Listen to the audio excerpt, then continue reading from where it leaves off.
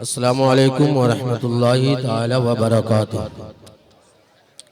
अल्हम्दुलिल्लाहि रब्बिल आलमीन वल आक़िबतु लिल मुत्तक़ीन वस्सलातु वस्सलामु अला सय्यदिल अंबियाइ वल मुरसलीन व अला आलिहि व अस्हाबिहि व अज़वाजिहि व औलियाए उम्मतिहि अजमाइन अम्मा बाद फ़क़द क़ाल अल्लाहु तबारक व तआला फ़िल क़ुरानिल मजीद वल फ़ुरक़ानिल हमीद फ़अऊज़ु बिल्लाहि मिनश शैतानिर रजीम बिस्मिल्लाहिर रहमानिर रहीम अतीउल्लाह व अतीउर रसूल आमन्तु बिल्लाहि सदक़ल्लाहुल मौलाना अज़ीम व सदक़ रसूलुहुन नबियुल अमीनुल मुबीनुल मतीनुल करीम व नहनु अला ज़ालिका लमिनश शाहिदीना व शाकिरीन वल्हम्दुलिल्लाहि रब्बिल आलमीन।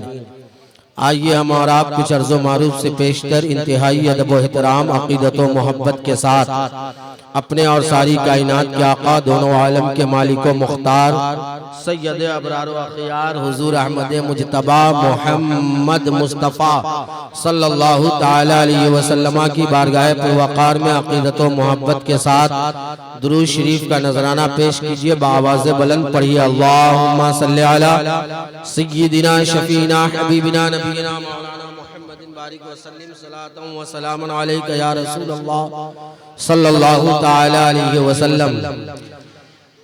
अज़ीज़ान गिरामी वक़ार, हमारे और आपकी मुश्तरका खुशनसीबी है कि आज हमारा आप ज़िक्र मुस्तफ़ा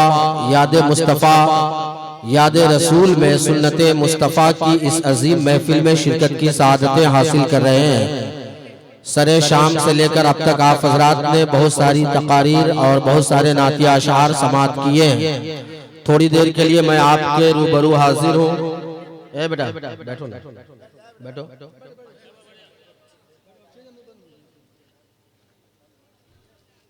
आज जो हालात हैं और जो माहौल है, इसका भुगतान हम अच्छी तरह से भुगत रहे हैं, मगर ये हमारी नासमझी और नाअक्ली है कि इसके बावजूद हमारे अकल से पर्दे हटने को तैयार नहीं है। इसलिए मैं बड़े अदब के साथ गुजारिश करूंगा, आप जितने हजरात हैं तशरीफ रखें। चंद मोटी मोटी बातें मैं बताकर अपनी जगह लूंगा।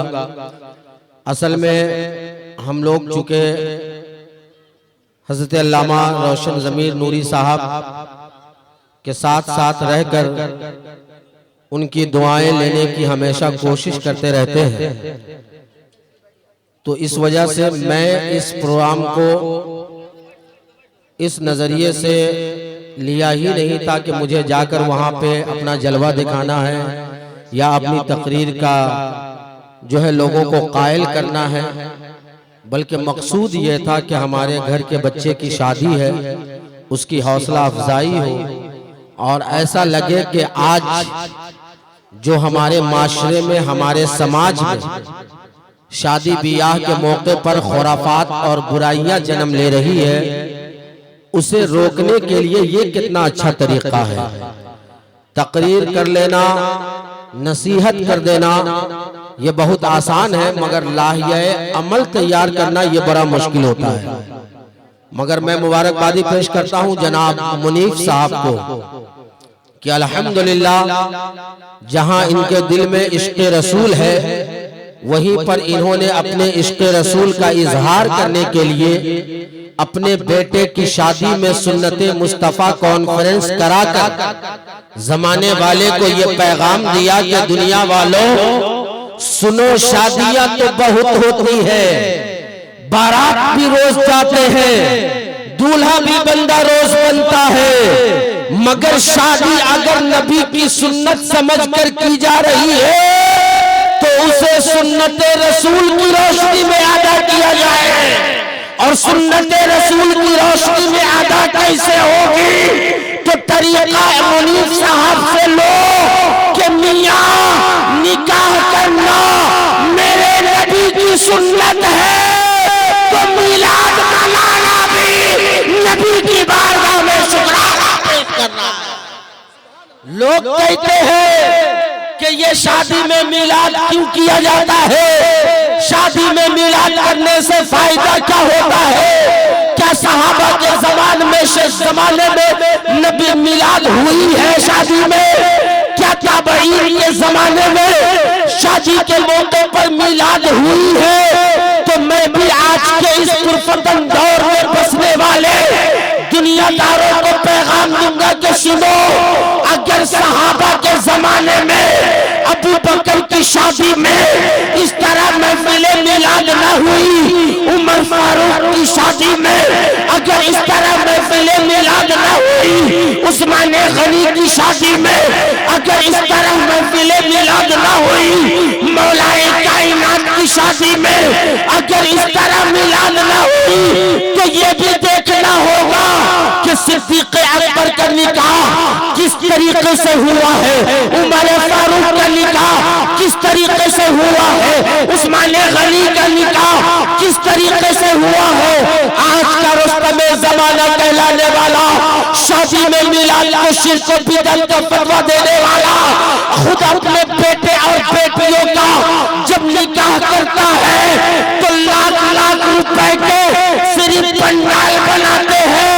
अब मैं पूछना चाहता हूँ कि बताओ, क्या किसी सहाबी के निकाह में लाखों के पंडाल बने हैं? जवाब मिलेगा नहीं। किसी सहाबा की बारात में एक कलर की 100 स्कॉर्पियो का इंतजाम किया गया है? जवाब मिलेगा नहीं। किसी सहाबा की शादी में 250 से 500 बारात को लाया गया था? जवाब मिलेगा नहीं। तो ऐ अक्ल के अंधों, आज के दौर में तुम जो कर रहे हो वो क्या कर रहे हो? अल्लामा रोशन ज़मीन खड़े होंगे और कहेंगे मौलाना गुलाम रब्बानी ये लोग दुनियादार है, तो दुनियादारी को अपनाते हैं। हम गुलाम रसूल हैं तो रसूल के सीने को अपनाते। अब आप कहिएगा मौलाना कैसे? तो आला हजरत की जबान में हम कहेंगे सिर्फ निकाह ही नहीं, शादी ही नहीं, हमारी जिंदगी का हर मामला इस अंदाज में होगा जो बरेली के रज़ा ने हमें सिखाया है। या रसूल अल्लाह, ज़मीनो ज़मा तुम्हारे लिए, मकीनो मका तुम्हारे लिए, हम आए यहाँ तुम्हारे लिए, उठे भी वहाँ तुम्हारे लिए, चुनी लो चुना तुम्हारे लिए। या रसूल अल्लाह, बने दो जहां तुम्हारे। ये सब रसूलुल्लाह की मोहब्बत है, मेरे नबी का इश्क है, मेरे नबी का प्यार है कि आज हम सुन्नी मुसलमान मिलाद कर रहे हैं। और क्यों ना करें? निकाह जो हम कर रहे हैं, शादी जो हम करते हैं, जो भी जिंदगी के उमूर को हम अमल में लाते हैं, ये सब हमारा मुस्तफा का अता है, मुस्तफा की अता है। मुस्तफा की तरफ से हमारे लिए ये आता है जिसका आज हम फायदा उठा रहे हैं।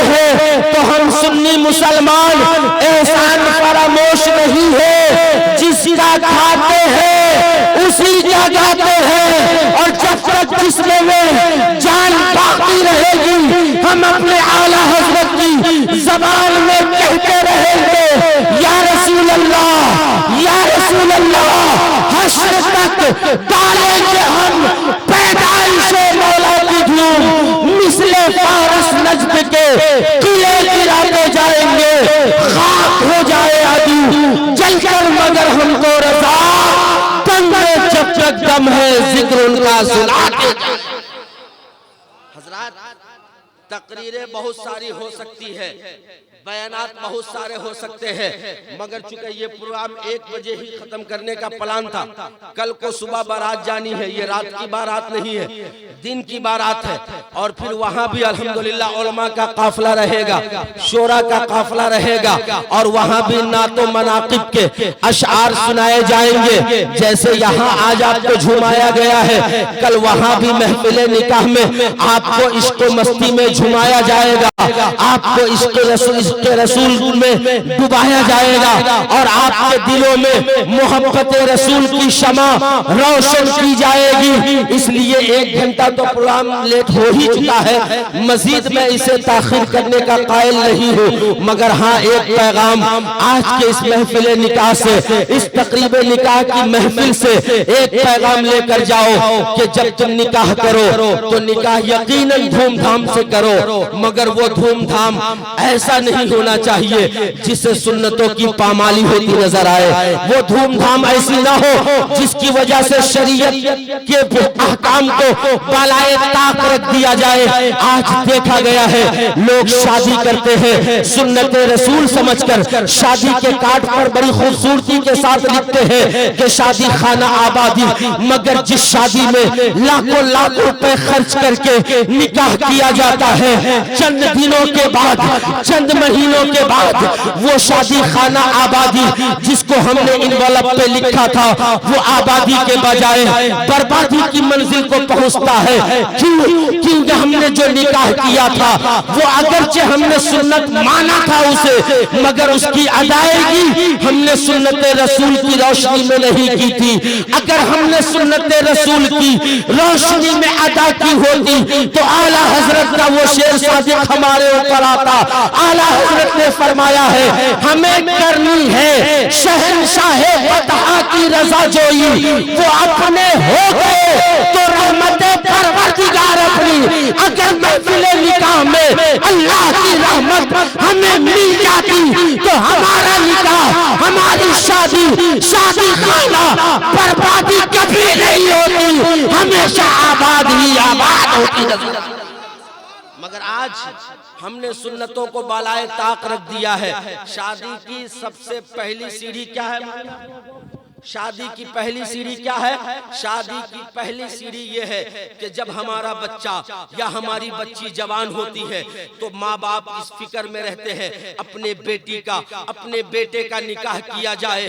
और निकाह के लिए सबसे पहली सीढ़ी जो चढ़ी जाती है, लड़का वाला लड़की की तलाश में निकलता है और लड़की वाला लड़के की तलाश में निकलता है। मगर आज जब हमारी कौम के लोग बच्ची तलाश करने के लिए जाते हैं तो बच्ची बाद में देखते हैं, पहले उसका बैकग्राउंड मालूम करते हैं, पहले उसके हस्ब नसब के बारे में पता करते हैं। अल्लाह के रसूल ने आज से 1400 साल पहले ये ऐलान कर दिया था कि 4 वजूहात की बुनियाद पर निकाह तो किए जाते हैं, मगर कामयाब निकाह कौन होता है वो भी हदीस में मौजूद है। अल्लाह के नबी सल्लल्लाहु तआला अलैहि वसल्लम ने फरमाया 4 वजूहात की बुनियाद पर निकाह किए जाते हैं। सबसे पहले आका ने फरमाया या तो हुस्न जमाल की बुनियाद पर निकाह किया जाता है, या तो हस्ब नसब की बुनियाद पर निकाह किया जाता है, या तो मालो मलाल की बुनियाद पर निकाह किया जाता है, या फिर दीनदारी के बुनियाद पर निकाह किया जाता है। तो दुनिया वालों याद रखो, जिस नबी ने ये फरमाया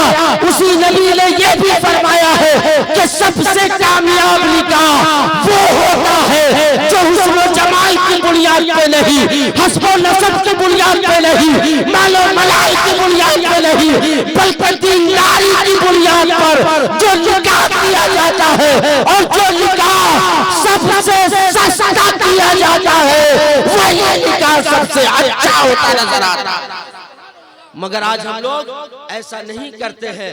तो आज के इस सुन्नत मुस्तफ़ा कॉन्फ्रेंस से, तकरीब निकाह से ये पैगाम लेकर जाओ कि आप जाइए, ठीक है लड़की देखिए खूबसूरत है या नहीं, ठीक है देखिए हस्ब नसब अच्छा है या नहीं, ठीक है देखिए कि उसके पास मालो मनाल की क्या हैसियत है, मगर इन तमाम चीजों में जो मुकद्दम होना चाहिए वो ये होना चाहिए कि जिससे हम निकाह करने जा रहे हैं उसके दिल में अल्लाह उसके रसूल की मोहब्बत है या नहीं, उसके दिल में दीन की तरफ है या नहीं। जब दीन की तरफ होती है और दीनदारी की बुनियाद पर निकाह किया जाता है तो फिर उस निकाह का मामला क्या होता है और उससे जो बच्चे पैदा होते हैं उसका मामला क्या होता है।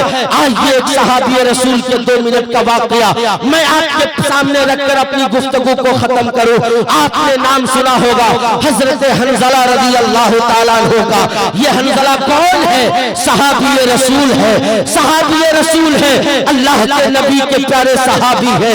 हजरत हंज़ला रज़ी अल्लाह ताला अन्हु निकाह करते हैं और निकाह के बाद जब पहली रात अपनी शरीक हयात के साथ अपने कमरे में होते हैं, एक मुनादी निदा करता है, ओ रसूल के दीवानों उठो, ओ नबी के चाहने वालों उठो, आज रसूलुल्लाह ने ऐलान जंग किया है और सबको मैदान जंग में हाजिर होना है।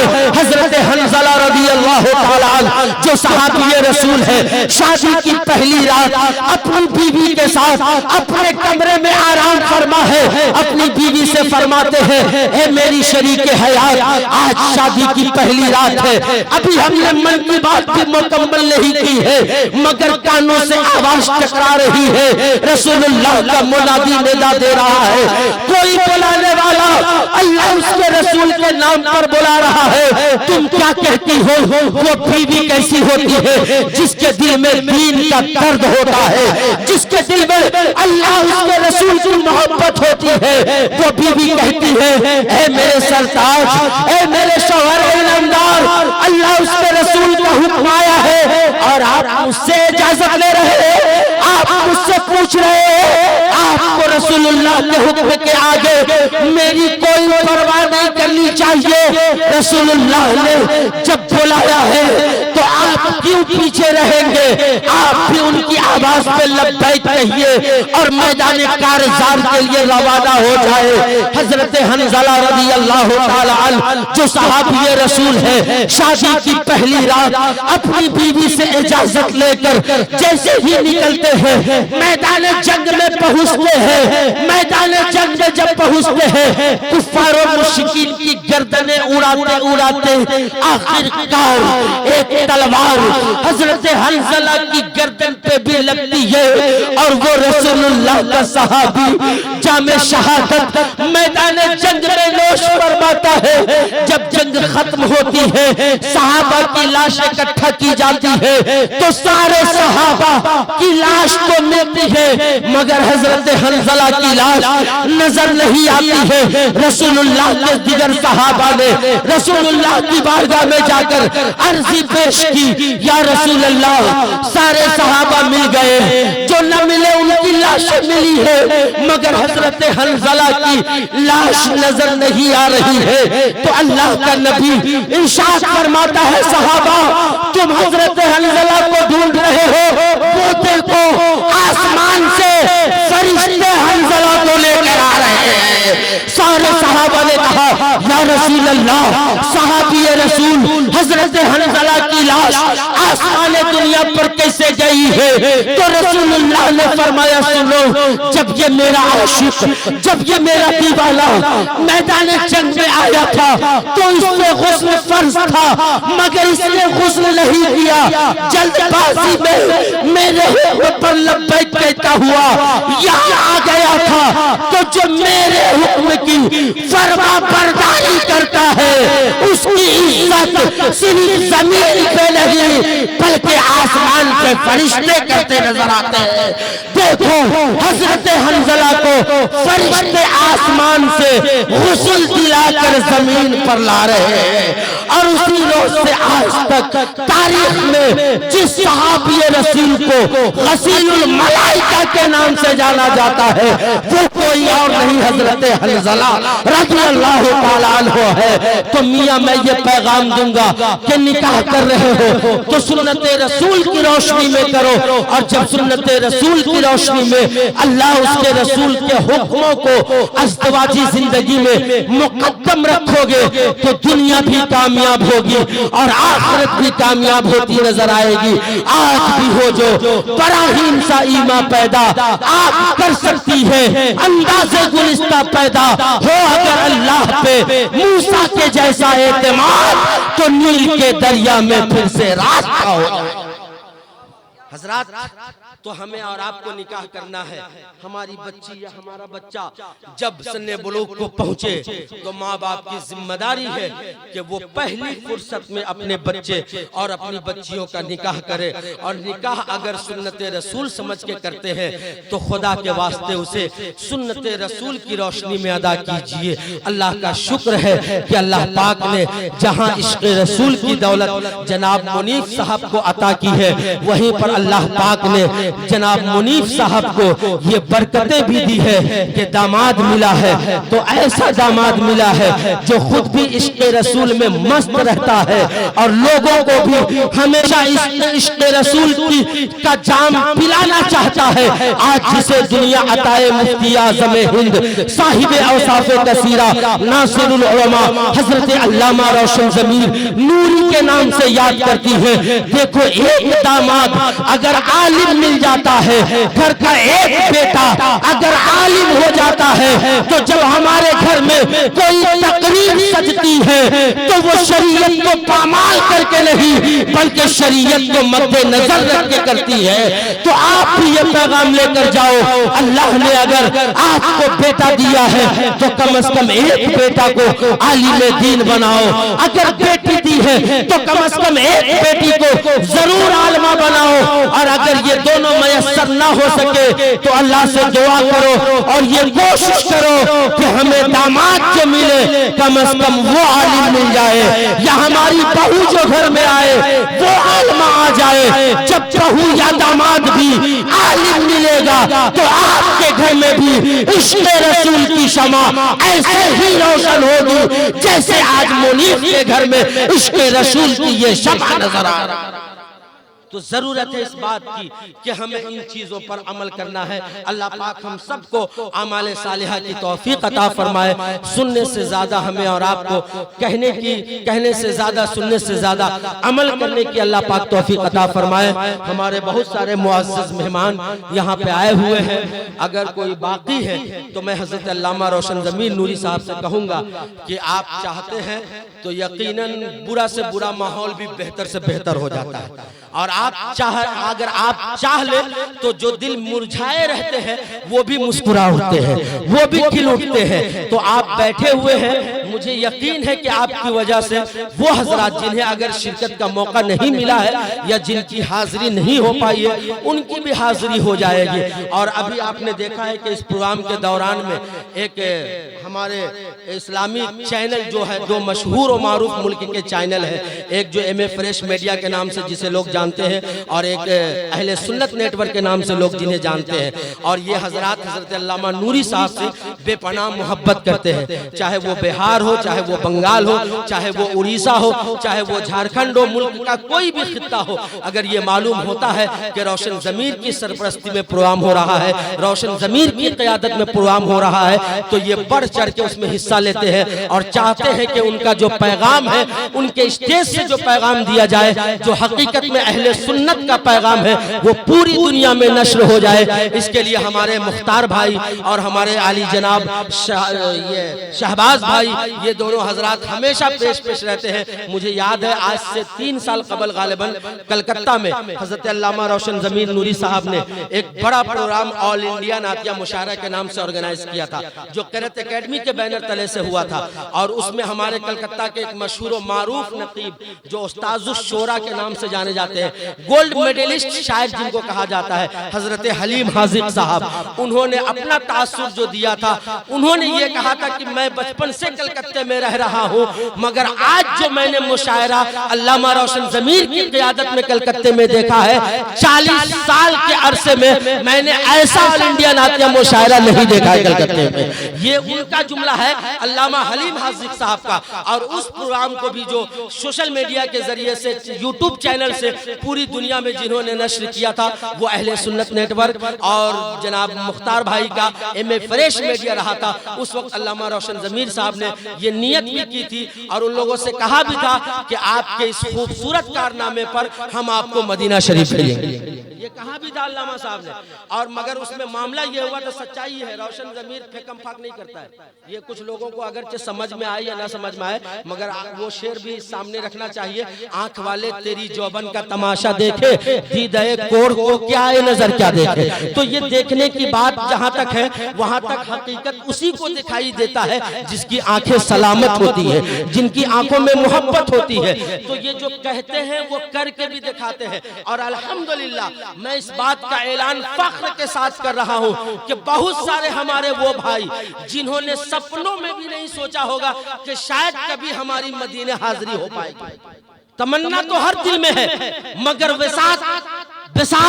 इस्तिताअत ना होने की वजह से, चूंकि मदीने का सफर आसान नहीं है, मगर हाँ रसूलुल्लाह जिसे बुला ले उसके लिए बिल्कुल आसान हो जाता है। तो इस तरीके से हजरत अल्लामा रोशन ज़मीर ने जब मिशन चलाया उम्रा का कि जो लोग नहीं जा पा रहे हैं, दिल में तमन्ना है, नबी के इश्क में तड़प रहे हैं, कभी कुरानदाजी करवा कर, कभी बैतबाजी करवा कर, कभी मुशायरा करवा कर, कभी कोई प्रोग्राम करवा कर, कभी कोई महफिल करवा कर, लोगों को एक एक करके रसूलुल्लाह की बारगाह की हाजिरी दिलवा रहे हैं। अरे इसीलिए मैं कहता हूँ, और आज भी यूट्यूब चैनल से जो लोग सुन रहे हैं कान खड़ा करके अच्छे से सुने, मैंने देखा है इस भारत में अल्लामा रोशन ज़मीर से ज्यादा पैसे वाले लोगों को मैंने देखा है, इनसे बड़े बड़े दौलतमंदों को, मगर उनकी दौलत जो खुद अपने घर में काम ना आ सकी वो दूसरों को क्या खाक कमाएगी, वो दूसरों को क्या फायदा पहुंचाएगी।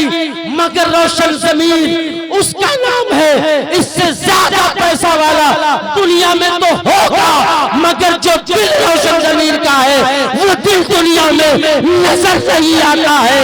चूंकि जो दिल इनको मिला है वो दिल अपना है, तो अता वो मुफ्ती आज़म हिंद की है। और मुफ्ती आज़म जैसा मुत्तकी, मुफ्ती आज़म जैसा नेकोकार, जिनके हाथ में हाथ देकर बैत हासिल करने वाला ये खुशमिजाज मुफक्किर जो आज हमारे दरमियान बैठा है, उसे अल्लामा रोशन ज़मीर कहते हम, मुफ्ती आज़म हिंद है। आज जिनके बारे में मशहूर है कि मुत्तकी बनकर दिखाए, इस जमाने में कोई एक मेरे मुफ्ती आज़म का तकवा छोड़कर, तो जब पीर लाजवाब है तो ऐसे लाजवाब पीर का ये मुरीद भी लाजवाब है। खुद भी मदीना जाता है और बेसहारों को भी सहारा देकर मदीने का सफर करवाता नजर। तो आज चूंकि काफी दूर है यहाँ से, जाले में रहते हैं हमारे शहबाज भाई, और जो दरभंगा जिला का एक गांव है, काफी दूर से ये आए हैं। अमर रोशन ज़मीर साहब ने कहा कि जब ऐलान, उस वक्त भी, हाँ मैं जो कह रहा था वो ताखीर इनके तरफ से नहीं, इससे पहले आपको मंडई में प्रोग्राम हुआ था, ये सारे उलमा रहे होंगे, वहाँ भी अल्हम्दुलिल्लाह ऐलान हुआ था उम्रा का ऐलान हुआ था। अल्हम्दुलिल्लाह वो बंदा खुद भी गया उम्रे में और साथ में अपनी माँ को भी लेके उम्रे में गया। इस तरीके से कलकत्ते में जितने लोगों के ताल्लुक से ऐलान हुआ था वो सब भी अल्हम्दुलिल्लाह गए हैं और जाते रहते हैं। तो उस वक्त मौलाना रोशन ज़मीर साहब ने खुद मुझसे कहा था, मुख्तार भाई को फोन कीजिए और उनका पासपोर्ट मंगवाइए, मगर वो पासपोर्ट उस वक्त उनका मुख्तार भाई का बना हुआ नहीं था। वो यहाँ पे बैठे हुए हैं, उनके चैनल से लोग उनको सुन रहे हैं, उनको देख रहे हैं, और मेरी ये बात भी वो मुलाहिजा कर रहे हैं। तो सच्चाई यही है कि उनकी तरफ से कमी थी, इसलिए काम मुकम्मल नहीं हो पाया, है ना मुख्तार भाई? उनका पासपोर्ट नहीं बना हुआ था। और ये दोनों यार हैं, शहबाज और मुख्तार, दोनों यार हैं, दोनों दोस्त हैं। और मैं दुआ करता हूँ अल्लाह दोनों की दोस्ती को सलामत नजर बद से महफूज व मामून रखे।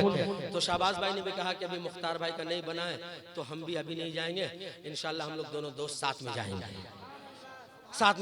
तो इनकी अक्सर महफिल में ये काम होता है। तो मैं हाकिम नहीं हूँ कि हुक्म करूँगा, मैं मौलाना रोशन ज़मीर का खादिम हूँ। उनका जो है मैं छोटा सा एक अदना सा बच्चा हूँ, और अल्हम्दुलिल्लाह वो अपनी शफ़क़तों से हमेशा नवाजते रहते हैं और उम्मीद है आगे भी नवाजते रहेंगे।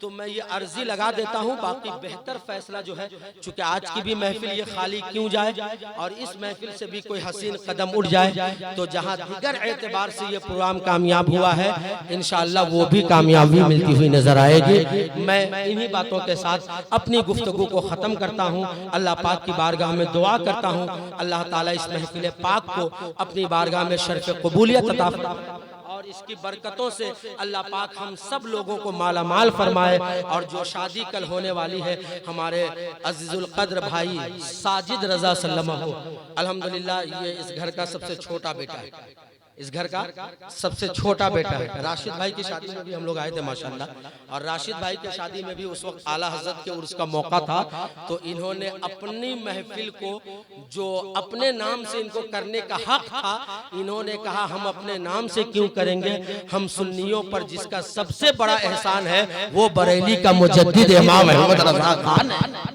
तो इन्होंने अपनी महफिल निकाह के वक्त जो प्रोग्राम किया था उसका नाम उर्से आला हजरत रखा था, और माशाल्लाह उस वक्त भी राशिद भाई की शादी के वक्त में कामयाब प्रोग्राम हुआ था। ये लोग चाहे तो बड़ा प्रोग्राम फंक्शन का करा सकते हैं, मगर नहीं कराएंगे, चूंकि इनके घर में एक आलिम रहता है, इनके घर में अताए मुफ्ती आजम हिंद रहता है, इनके घर में साहिबे औसाफे कसीरा रहता है।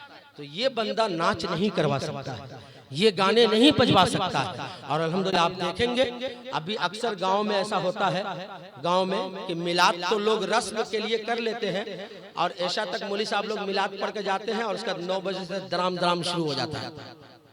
बड़े अफसोस की बात है ये, जिस महफिल में, जिस स्टेज पर, जिस पंडाल में अभी अल्लाह उसके रसूल का जिक्र हुआ है, उसी महफिल, उसी पंडाल, उसी माइक में आप थोड़ी देर के बाद बेहयाइयों का बाजार गर्म कर देते हैं। क्या मुंह दिखाइएगा अल्लाह की बारगाह में?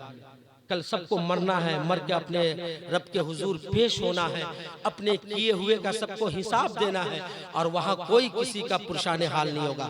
VIP हो अपने वक्त के रहोगे, रुस्तमे ज़माना हो रहोगे, मगर कल मैदान क़यामत में और कब्र की मंजिल में ना आपका कोई ओहदा आपको काम आएगा, ना आपकी कोई पार्टी आपको काम आएगी, ना आपकी कोई दौलत आपको काम आएगी, ना आपका कोई वकार आपको काम आएगा। कल मैदान महशर में और कब्र की मंजिल में जो आपको काम आने वाली दौलत है वो सिर्फ और सिर्फ आमाले सालेहा की दौलत है।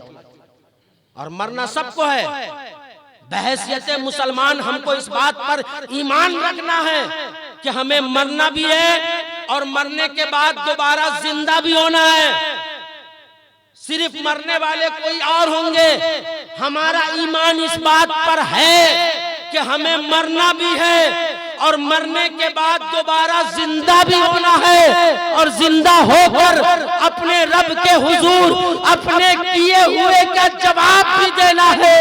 तो बताओ अगर कल मैदान क़यामत में जब नफ्सी नफ्सी का आलम हो, कोई किसी का पुरशान हाल ना हो, बाप बेटे को काम न आ रहा हो, माँ बेटी को काम न आ रही हो, भाई भाई का सहारा बनने को तैयार नहीं हो, ऐसे मैदान क़यामत की घड़ी में आपका सहारा कौन होगा, आपकी ताकत कौन होगी, और आप रब के हुजूर जब पेश होइएगा तो कौन सा चेहरा लेकर जाओगे। इसलिए अगर इस बात पर ईमान है और यकीन है कि मरना भी है और मरने के बाद दोबारा जिंदा होना है, अपने रब के हुजूर अपने किए हुए का जवाब देना है, तो आला हज़रत की ज़बान में कहो आज ले उनकी पनाह, आज मदद मांग उनसे, फिर न मानेंगे क़यामत में अगर जान गया।